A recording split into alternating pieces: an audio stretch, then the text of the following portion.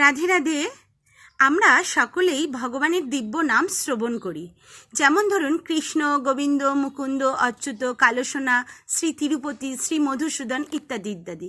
এই সমস্ত নামগুলি যেমন দিব্য, তেমনি গোবিন্দ নাম কেউ যদি একবার বলে তার কি ফল হবে। স্কন্দ পুরাণে বর্ণনা আছে, গোবিন্দ মানে গো কোটি দানম।